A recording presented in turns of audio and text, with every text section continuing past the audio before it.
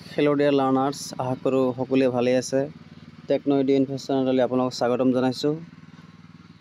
তো তথা ছাৰ বাইদেউসকলকো মই নমস্কাৰ জনাইছোঁ, যিসকলে বহুত দিনৰ এটা চেষ্টাৰ অন্তত হয়তো অহা 5 তাৰিখে NISDLৰ এটা গুড নিউজ আহিব পাৰে। অহা যেটো নৱেম্বৰৰ ভিতৰত আহিব পাৰে। তো সুপ্ৰিম কোৰ্টে অলৰেডি কিবা এটা নটিফিকেশ্যনৰ যিটো আপিল কৰিছিলে, সুপ্ৰিম কোৰ্টত যিসকলে আপিল কৰিছিলে, যেটো নটিফিকেশ্যন দিছিলে, সিহঁতে দাখিল কৰিছিলে পিটিশ্যন। ইয়াৰ ভিতৰত অলপ মই আপোনালোকক এটা ইনফৰমেশ্যন দিবলৈ ওলাইছোঁ। NISৰ যিসকল প্ৰাৰ্থী আছিলে, হয়তো বহুত দিনৰ প্ৰত্যাহী এক্সপেক্টেড হৈ আছে যে কেতিয়া আমাৰ NISৰ ৰিজাল্ট আহিব। তো সকলোৰে মনত এটা উদাও অৱস্থা হৈ আছে, ভাৱ হৈ আছে। হয়তো যেতিয়া এই NISৰ DLEডৰ কাৰণে হয়তো কিছুমান ৰেগুলাৰ DLEডো কৰা নাই, বা কিছুমান হয়তো ভাবিছে যে DLEড আছে মানে ৰেগুলাৰ কৰিব নালাগে, বা অন্য DLEডৰ কোনো চৰ্চা কৰা নাই, বা BEডৰো অলপ চিন্তা চৰ্চা কৰা নাই, কৰিলেও অলপ কম। তো ভাবিছে DLEড আছে, তো সেই DLEডটো চেণ্ট্ৰেল গভৰ্ণমেণ্টৰ এটা ডিপ্ল'মা, সেই ডিপ্ল'মাটোক হয়তো কিবা অসুবিধাৰ কাৰণে বা 2 মাহ মানে কিবা এটা দিন কম থকাৰ কাৰণে হয়তো অলপ পোষ্ট কৰি দিছিল বস্তুটো, বা সাসপেন্ডেড কৰি দিছিলে। হয়তো তাৰ প্ৰতিফলত কিছুমান ব্যক্তি বা কেইবাগৰাকী ব্যক্তিৰ এটা প্ৰচেষ্টাত NISৰ DLEটো হয়তো আকৌ পোহৰলৈ আহিব বুলি আমি আশাবাদী এক্সপেক্টেড হৈ আছোঁ। তো তাৰ বিষয়ে অলপ আপোনালোকক মই সম্যক জ্ঞান নহয়, মই বাৰু কিবা এটা ইনফৰমেশ্যন আপোনালোকক দিম, সম্যক এটা ইনফৰমেশ্যন দিম, তথ্য দিম। তো হয়তো কিছুমানে গমেই পাইছে অলৰেডি যে NISৰ DLEডৰ এটা গুড নিউজ আহিব। তো আজি এটা গুড নিউজ আপোনালোকক মই শ্বেয়াৰ কৰি আছোঁ। যিসকলৰ হয়তো PDF লগা থাকিব মোক কমেণ্ট কৰি জনাব। পিটিশ্যনৰ যিটো PDF আছে মই শ্বেয়াৰ কৰিবলৈ চেষ্টা কৰিম। তো এই পিটিশ্যনত কিছুমান তথ্য আছে যে এইটো আপোনালোকে চাই ল'ব।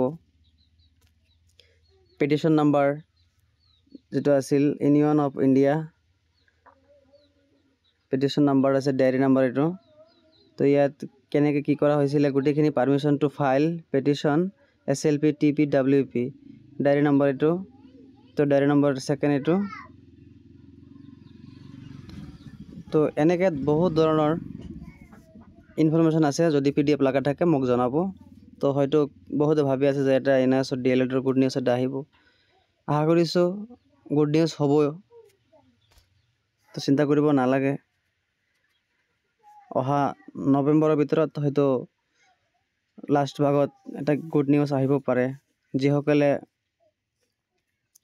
সেইটো ফৰ পিটিশ্যনাৰ, যিসকলে পিটিশ্যন কৰিছিলে তেখেতসকলৰ নামটো ইয়াতে সিহঁতে ৰাজহুৱা কৰিছে।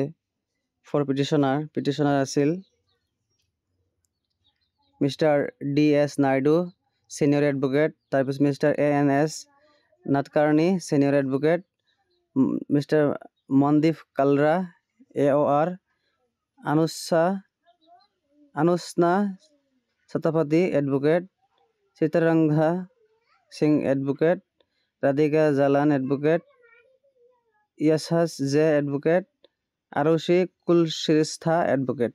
তো এই কেইগৰাকী ব্যক্তিৰ বা সন্মানীয় এডভোকেটৰ হয়তো প্ৰচেষ্টাত NISৰ DLEডৰ এটা গুড নিউজ আহিব বুলি আমি আশাবাদী আছোঁ।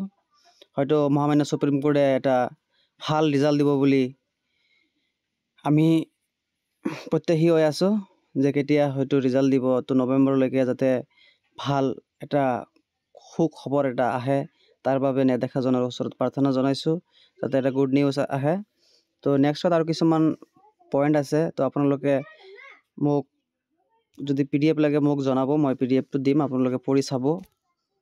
হয়তো মোতকৈ আপোনালোকে অলপ বেছিকৈ বুজি পাব। তো মই ইনফৰমেশ্যনটোহে জাষ্ট আপোনালোকক দিছোঁ যে NISৰ এটা গুড নিউজ আহিব পাৰে। তো এতিয়া কথা হ'ল, ফৰ ৰেছপন্ড আছিল upon hearing the council the court made the following order, এইটো অৰ্ডাৰ কৰিছে যিহেতু issue notification on the prayer for interim relief as well as on the miscellaneous application. Thus, in addition to usual met, library is granted to petitioner to serve notice through the standing council for the response.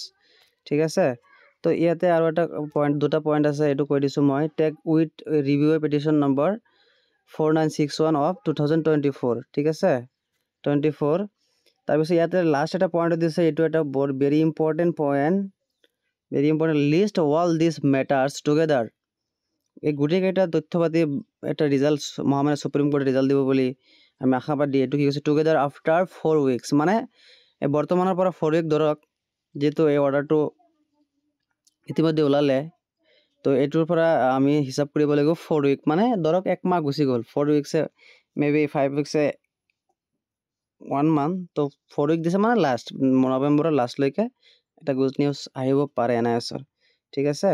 তো এইখিনি আছিল অলপ information.